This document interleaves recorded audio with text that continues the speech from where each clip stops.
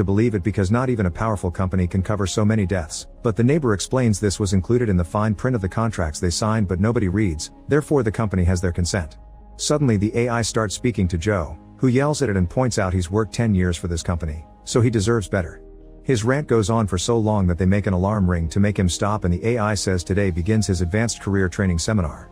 It explains that Joe's productivity fell in the last few months and he made too much use of his personal time, which caused this department's performance to decline. This new job is supposed to help Joe become a good employee again. The workday begins at 6 a.m. and ends at 10 p.m. The rest of the time Joe can do whatever he wants.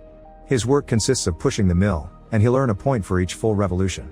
Every day he's supposed to meet a daily quota of 50, and if he fails, he'll be punished. At the end of each day the employee with the fewest points will be terminated even if they met the quota. Joe gets desperate and apologizes for yelling as he asks to go home because he needs to check on his pregnant wife, but his neighbor tells him it's pointless to try.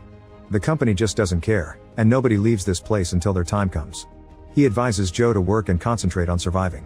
Afterward Joe starts working with the mill. It's incredibly hard at first because the machinery is old and rusty, so it takes Joe a big amount of strength to finish the first revolution. When he does, the AI congratulates him and plays an ad to celebrate.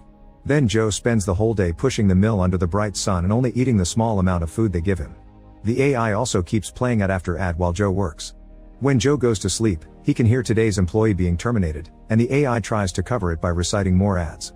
The next morning, Joe has his breakfast while chatting with his neighbor and wonders what's the point of a quota if someone gets terminated anyway, which is the same as getting punished for not doing it. The neighbor says good enough isn't good enough for Mallard, and when he hears Joe made a quota of 100 yesterday, he tells him not to tell his quota to others or they'll try to pass him. The neighbor advises Joe to work hard to survive but not too hard, otherwise they'll expect it all the time. When Joe starts working on today's quota, he thinks about his wife Kate and the day he got a house for their new life.